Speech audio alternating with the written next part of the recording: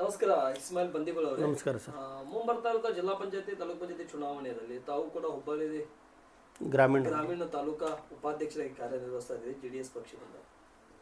ಈ ಚುನಾವಣೆ ಬಗ್ಗೆ ಮೈತ್ರಿ ಮುಂದುವರಿಯುತ್ತಾ ಅಥವಾ ಈ ಚುನಾವಣೆಯಲ್ಲಿ ಮೈತ್ರಿ ಇರೋದಿಲ್ಲ ಸರ್? ಗೆದ್ದರೆ ಮೈತ್ರಿ ಮುಂದುವರಿಯುತ್ತೆ ಸರ್. ಸ್ವಲ್ಪ ಸಪೋರ್ಟ್ ಬೇಕು, ಮೈತ್ರಿ ಮುಂದುವರಿತದೆ. ಅಲ್ಲ, ತಾಲೂಕು ಪಂಚಾಯತಿಗೆ ಮೈತ್ರಿ ಆಗುತ್ತೆ ಆಗುತ್ತೆ. ಇದರಲ್ಲಿ ನಿಮಗೆ ಜನ ಹೇಳ್ತಾ ಇದ್ರು ನಿಮ್ಗೊಂದು ಅವಕಾಶ ಸಿಗುತ್ತೆ, ಇವರಿಗೆ ಬಂದಿಗಳು ಅವರಿಗೆ ನಿಲ್ಲಿಸಬೇಕು, ಇಸ್ಮಾಯಿಲ್ ಅವರೇ ಡಾಕ್ಟರ್ ತುಂಬಾ ಚೆನ್ನಾಗಿ ಕೆಲಸ ಮಾಡ್ತಾರೆ ಅಂತ ಜನ ವಿಶ್ವಾಸದಿಂದ ಹೇಳ್ತಿದ್ದಾರೆ. ಇನ್ನು ಈ ಚುನಾವಣೆ ವಿಚಾರ ಮಾಡಿದ್ರೆ ಸರ್ ಏನಾದರೂ? ಜನರ ಆಶೀರ್ವಾದ ಸರ್. ಜನರೆಲ್ಲರೂ ನನಗೆ ಕೂಡಿ ಹೇಳಿದ್ರೆ ಡೆಫಿನೆಟ್ಲಿ ಮಾಡ್ತೀನಿ.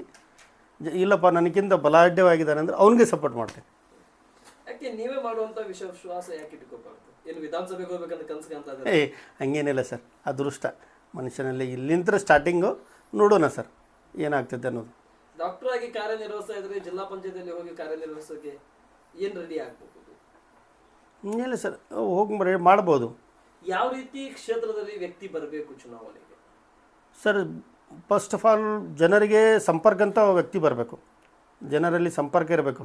ಅವ್ನಿಗೆ 4 ಜನ ಗುರುತು ಹಿಡಿಬೇಕು ಅಂಥ ವ್ಯಕ್ತಿ ಬರಬೇಕು. ಓಕೆ, ನಮಸ್ಕಾರ.